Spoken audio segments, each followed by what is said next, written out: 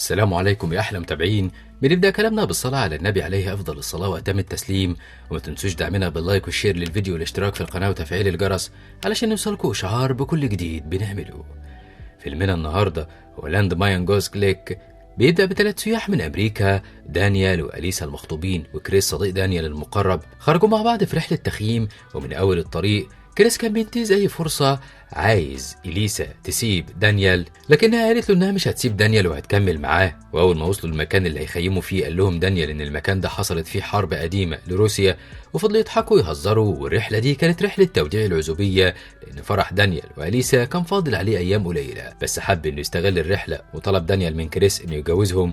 وفعلا قال كريس كل الصيغة اللي بيقولوها في الأفراح وأعلنهم زوج وزوجة، لكنه ما كانش مرتاح وبقى قاعد طول الوقت متضايق.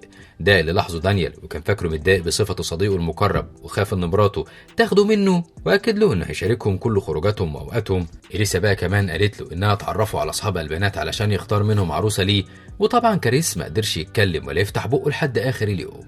تاني يوم اول ما النهار طلع الصحي لقى واحد بيفتش الشنط بتاعتهم، مسك ضرب وفكره حرامي، والراجل فضل ينادي على دانيال علشان يلحقه، وحاول يفهم كريس انه مش حرامي وان حارس المكان ديفي. وكريس ما كانش عايز يسمعه ابدا ومصمم انه حرامي، لحد ما جه دانيال وإليسا وقالوا له انهم اتعرفوا عليه وطلبوا منه يجيب لهم الكاميرا من الشنطه علشان يتصوروا. فتأسف له كريس وطلب منه دانيال انه يصورهم هما الثلاثه، وفعلا بعدوا عنه شويه ووقف هو علشان يصورهم. وفجاه اكتشف ان كريس واقف على لغم قديم، وطلبوا منه ما يتحركش والا هينفجر وهيموت. طلبوا منه كمان انه يهدى وما يخافش، وهم اكيد هيلاقوا حل يخلصوا بيه، وحذروا ديف من انه يتحرك، وطلب من الباقيين يبعدوا عنه وهو هيروح يطلب المساعده من المدينه. ولما سألوا كريس المساعدة ممكن توصل لهم بعد قد ايه، قال له انه ما يعرفش، بس الموضوع مطول لان على بال ما يوصل المدينة هيحتاج ل4 ساعات، وسابهم ومشي. وطلب دانيال من إليسا انها تبعد، وهو صمم انه يفضل واقف مع صاحبه، وطمنوا انهم كلهم هيكونوا بخير وهيحضروا الفرح مع بعض. وسابه ورجع لإليسا، واول ما وصل لها جات له رسالة على تليفونه وعرف ان الشبكة كويسة، فعمل نفسه بيتصل بالطوارئ. وبعدها فضل يشتم إليسا ويقول لها انها انسانة مش كويسة، وطبعا فهمت ان كريس فرق بينهم. راحت سألته وكريس قال لها انه فعلا هو اللي فرق ما بينهم. حاولت تعتذر لدانيال علشان يرجع تاني، فقرب دانيال من كريس وقال له ان اللغم ده من تدبيره، وجاب جاروف وطلب من إليسا انها تحفر قبر لكريس علشان يموت فيه. وما كانوش متخيلين ان ممكن دانيال يكون مدبر كل الحاجات دي، فقال لهم انه فعلا الخطة من تدبير ديف، وسابه هو ينفذها. ولبس شنطته وسابهم ومشي. وإليسا كانت هتتجنن من تصرفه، وفضلت تصرخ وتقول ان اللي دانيال بيعمله ده جريمة، لانه قبل ما يمشي سحب سلسلة اللغم وراح لديف اللي كان واقف مستنيه وبيتفرج عليهم من بعيد، فأخدوا وراحوا يحتفلوا. أما إليسا فدورت على سلسلة اللغم لحد ما لقيتها، وحاولت تدخلها تاني فيه لكنها ما عرفتش، فولعت دخان علشان أي حد يشوفهم ويجي ينقذهم. وفعلا شافهم واحد معاه كلب وجري كلبه عليهم. ولما حاولت إليسا إنها تبعد الكلب عن كريس وتهشه بالجاروف، فكرها صاحب الكلب إنها بتأذيه، وهددهم إنه هيموتهم بالبندقية اللي معاه. وكان مصمم إنهم يدوله ظهرهم ويرفعوا إيديهم. وفين وفين على ما فهم إن كريس واقف على لغم وإنه مش هيقدر يتحرك، فاعتذر له وقال لهم إنه كان فاكرهم بيدفنوا جثة لما شاف الجاروف. اقترحت عليه إليسا انه يساعدهم ويحفر حفرة حوالين اللغم علشان كريس ينط فيها ويهرب من الانفجار. فعلا اخد منها الجاروف، بس مسك طوبه وهدف على كريس ووقف يضحك، اتهموه انه اكيد مجنون، لكنه قال لهم انه كان عايز يتاكد انهم مش بيكذبوا عليه، لانه جه المكان اكتر من مره ودي اول مره يسمع فيها حاجه عن القنابل. فاضطرت إليسا انها تحكي له القصه، وان خطيبها هو اللي عمل فيهم كده وسابهم ومشي. وطبعا الفضول بقى هيموت الراجل ده، وسألهم عن السبب اللي خلاهم يفتروا عن بعض. في البدايه ما كانوش عايزين يقولوا له لان الموضوع ما يخصهوش، بس لما هددهم اضطرت إليسا انها تقول له، فبص لها وقال لها انها انسانه مش كويسه. وطبعا الكلام ده ضايقها هي وكريس، وطلبوا من الراجل انه يمشي ما يساعدهمش، وده خلاه مسك الجاروف ويهددهم انهم لو ما اتكلموش معاه بأدب هيسيبهم فعلا ويمشي. وبدأ يسألهم عن مقابل مساعدته ليهم، فعرضوا عليه ياخد اي حاجه عايزها. وطلع كريس كل الفلوس اللي في جيبه وكارت الفيزا واداهم له، وقال له على الرقم السري، لكن الراجل كان مختل وطمعان في ان ياخد حاجه تانية وهي إليسا. وفضل كريس يهدده بان معاهم ناس تانية زمانهم جايين ومعاهم المساعده، فالافضل انه يمشي بدل ما يتسجن. لكن الراجل كان فاهم كويس ان مفيش حد معاهم بدليل انهم بيدوروا على اي مساعده، وقعد يذل في إليسا وترجته انه يتصل بالطوارئ. فعمل نفسه زعلان وقال لها ان طالما مش عاجبهم مساعدته مش هيساعدهم وهيمشي. وقبل ما يمشي طلب منها مقابل للي هيعمله، وهنا قال لها ان من وقت ما شافهم وهو بيحاول يساعدهم لكنهم هم اللي مش لطاف معاه. فتأسفت له وفضلت تترجاه لحد ما وافق وخلاص كان هيتصل. جه في اللحظه الاخيره ورجع في كلامه. هي هنا كانت زهقت من جنانه واخدت الجاروف وكملت حفر بنفسها، وهو قاعد يتفرج عليها بمنتهى البرود. بس لما فكرت قررت انها مش لازم تضيع فرصه النجاه اللي في ايدهم، ونفذت اللي الراجل طلبه منها. وفعلا ادالها اللاسلكي تتصل، لكن للاسف اللي اتكلمت معاه مش بيتكلم انجليزي، ولما طلبت منه انه يترجم له طلب منها طلبات جديدة لكنها خلاص ما استحملتش وقالت له انها مش هتعمل له اي حاجة. وفضل صديقه يتكلم في اللاسلكي، فراح المختل لإليسا وطلب منها تطمن صديقه لأنه عنده مشاكل صحية والقلق هيتعبه، وضربها علشان تسمع كلامه.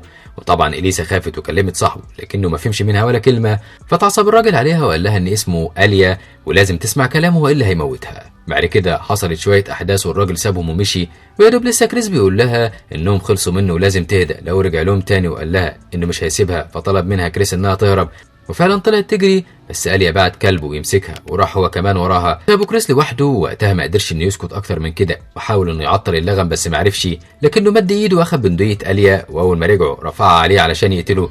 لكن آليا قال له انه لو ضرب عليه إليسا كمان هتموت لانه كان ماسكها ورافع عليها سكينة. فسكت كريس، لكن آليا ما سكتش وعورها فخدها بالسكينة، وطلب من كريس انه يشتمها ويقول لها انها خاينة، وهدده انه لو ما عملش كده هيجرحها في خدها التاني.